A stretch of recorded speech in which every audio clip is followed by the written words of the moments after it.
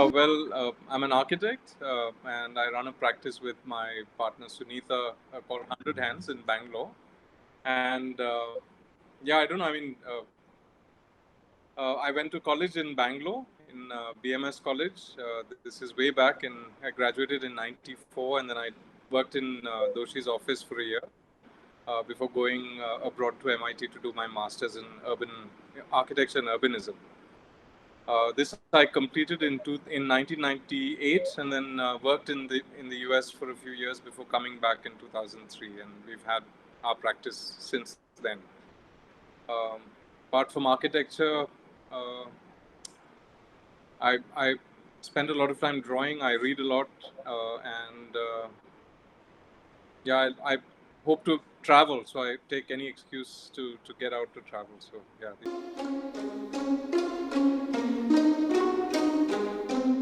It wasn't. I mean, a lot of I have friends who, from I don't know, eighth grade or something, had visions of being an architect, and I wasn't like that at all.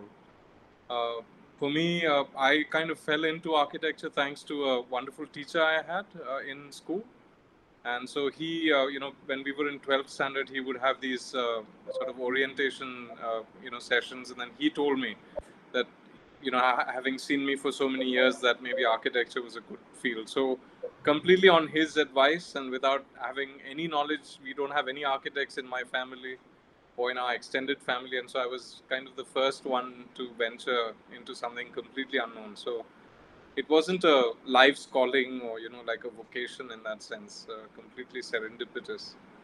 um, yeah, and a confident I think up until maybe the third or fourth year, I really wasn't sure what I was doing in architecture, just floundering around, submitting something, having fun. And then we participated in NASA, and that really, I think, for me, changed everything. I had a great mentor, a guy called Nagaraj, who was in the fifth year when we were in third year.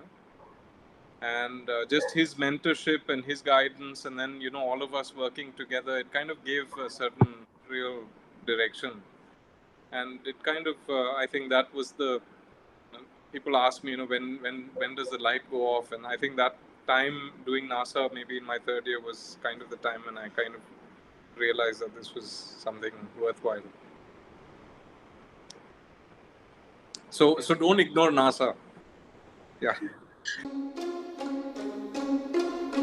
Well, I studied so far back that this is when we had the yearly system. So they weren't semesters, and so we had exams only once a year. Can you imagine?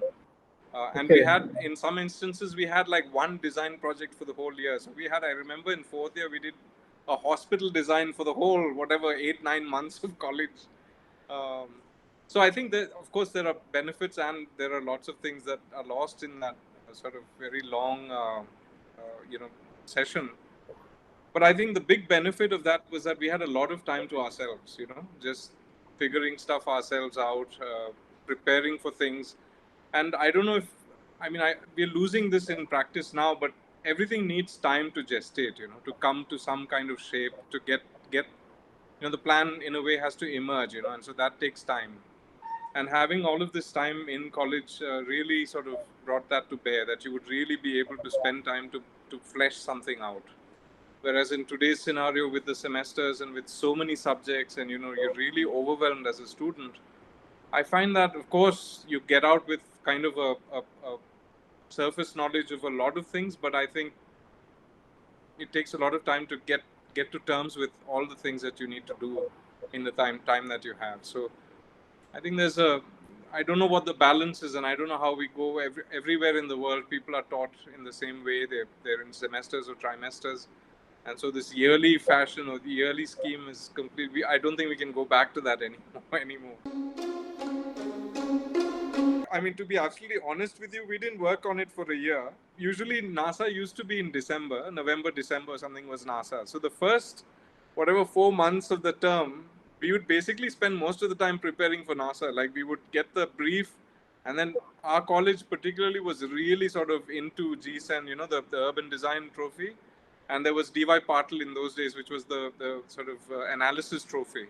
So these two trophies, we would split the gang up, and then we would just sort of attack these two and try to do really sophisticated projects. And so that for the first half of the year, this was the project that you would do. You would submit NASA, and almost all the college would be involved, the third years and the fifth years particularly. And then the next, after January and after all of the hangover of NASA, then you will get down to sitting on the project for the year. Yeah, it was very relaxed. I can't imagine college like that anymore. Yeah.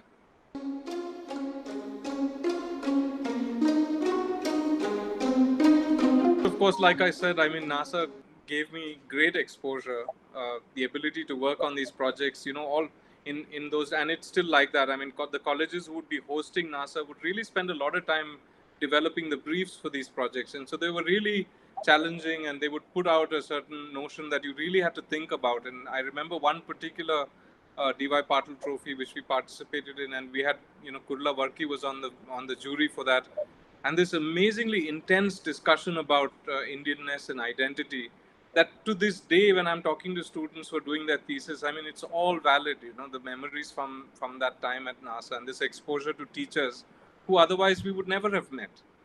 So that's one part of it as a student. Of course, also as an aside, I also met my wife working. I mean, she was in third year when I was in fifth year, and we were working together on a project for NASA, and so there are many benefits to participating in NASA projects.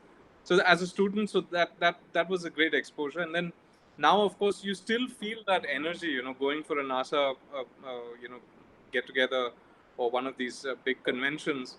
It's a fantastic, because there are, I don't know, 2,000, 4,000 kids sometimes in these, and everybody's sort of really prepared and coming at it. It's invigorating, and it's a fantastic forum for this exchange, which has absolutely no other agenda other than just bringing kids together and getting projects to be reviewed. So it's a fantastic forum without any other agenda, which is fantastic and unusual. See, 5 years is I mean, you don't, in my mind, I don't think you become an architect after 5 years. You kind of get a very, very sort of initial introduction to the subject, and I think it is only over the course of the years to come. So what happens in 5 years is that those of you or those of us who kind of are interested, we go on to become architects, and then we sort of find our way after that. We find the things that interest us, and we find a niche in which to operate that then sort of defines us. But there are many others who do 5 years of architecture, and then it's just not for them, and they either get into filmmaking, or they get into graphic design, or they do other things that then are allied in some sense. They're kind of creative endeavors, but they're not architecture. And architecture has introduced them to all of this other stuff, the education. So I think 5 years is just, the first hello, the first greeting. You've just sort of shaken hands, and then you decide whether to continue or not, as friends after. And like Korea said famously long back, that you can't really teach architecture. You basically just excite someone, or you get them sort of riled up and excited, and then maybe they go out and find their own way. So it's not something that you can hand over to someone in terms of a discipline. Well, I'm going to get into trouble. Maybe there are some sort of administrative things you've got to pay for, because there's some paperwork that's got to be handled while you're still doing training, and so maybe there's some money that the university or the college needs from you so that they can keep their paperwork going. But yeah, I don't know whether it's fair to pay full fees while you're training in an office. Maybe the architect should be paid. Maybe the architect should be paid the fees that you're paying the college. But it is, I mean, see, the I don't know about, I mean, the college taking money is a question that probably, we should talk about. But I think the architect and the intern, I mean, this is a relationship which I think should be completely sort of, pro bono kind of where the architect is just giving the student a chance to get a taste of what it is to be in an office. And so it's a completely sort of benign engagement between an architect and a trainee. So that I don't think that should be spoiled with fees and money. Yeah.